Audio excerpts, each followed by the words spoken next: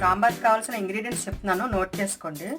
సొరకాయ ముక్కలు, వంకాయ ముక్కలు, ఉల్లిపాయలు, పచ్చిమిరపకాయలు, క్యారెట్, టమాటా, ఒక బౌల్ కందిపప్పు, 2 టేబుల్ స్పూన్ల సాంబార్ పొడి, చింతపండు, ఎండుమిర్చి, కరివేపాకు, కొత్తిమీర, ఆవాలు, జీలకర్ర, మెంతులు, 10 వెల్లుల్లి రేకులు, 2 టేబుల్ స్పూన్ బెల్లం, సాల్ట్ మీ టేస్ట్కి తగ్గట్టు, 2 టేబుల్ స్పూన్ కారం, 3 టేబుల్ స్పూన్ ఆయిల్, కొద్దిగా ఇంగువ, 1/2 టేబుల్ స్పూన్ పసుపు.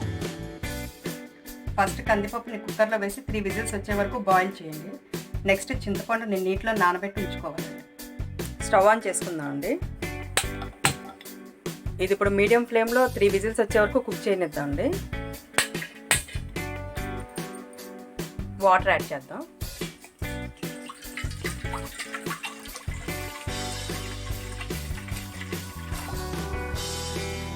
మనం ఏవైతే కట్ చేసి పెట్టుకున్నామో వెజిటేబుల్స్ అవన్నీ యాడ్ చేసేది. ముక్కలు ములిగే వరకు వాటర్ యాడ్ చేయాలండి.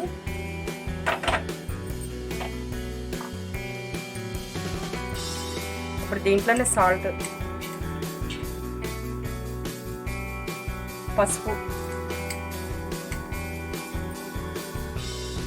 కారం, బెల్లం అండి, ఇవన్నీ యాడ్ చేసి ఇప్పుడు ముక్కలు బాయిల్ అయ్యే వరకు ఒక 15 మినిట్స్ వరకు అలా బాయిల్ చేయాలండి దీన్ని. నేను దీంట్లో కొద్దిగా వెజిటేబుల్స్ యాడ్ చేశానంటే మీకు కావాలంటే ములంకాడ, ముల్లంగి, బెండకాయలు కూడా యాడ్ చేసుకోవచ్చు.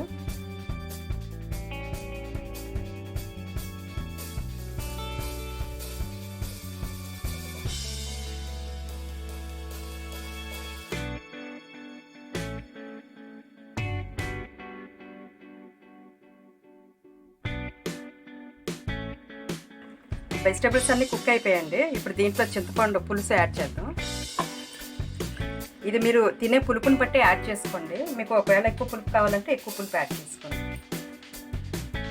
నెక్స్ట్ కందిపప్పు కుక్కర్లో బాయిల్ చేసాం కదండి, అది కూడా యాడ్ చేస్తున్నాను. ఇప్పుడు సాంబార్ పొడి యాడ్ చేస్తున్నానండి. ఇది హోమ్మేడ్ సాంబార్ పొడి అండి. దీని రెసిపీ నేను మీకు నెక్స్ట్ వీడియోలో చూపిస్తాను.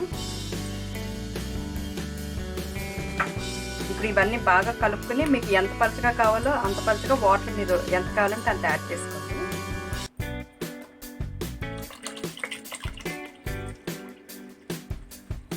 వాటర్ యాడ్ చేసి ఒక 10 మినిట్స్ బాయిల్ అవ్వనివ్వండి.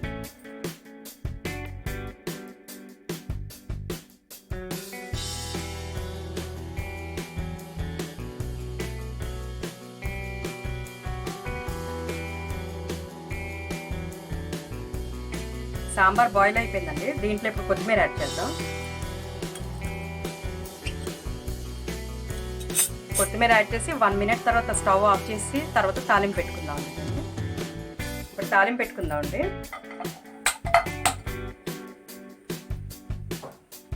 ఆయిల్ యాడ్ చేస్తాం. ఇప్పుడు వెల్లుల్లిపాయలు వేద్దాం.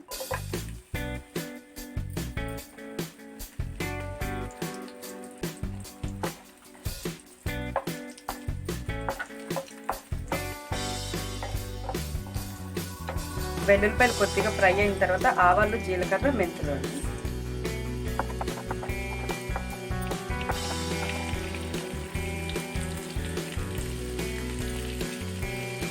ఇప్పుడు కరివేపాకు, ఎండుమిరపకాయలు అండి.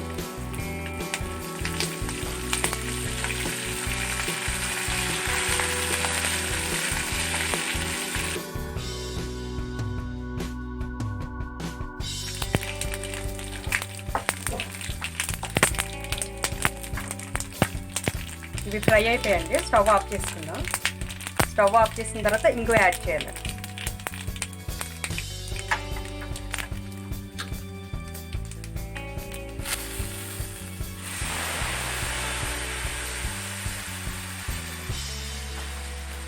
ఇప్పుడు తాలింపు సాంబార్లో వేసుకుందాం అండి.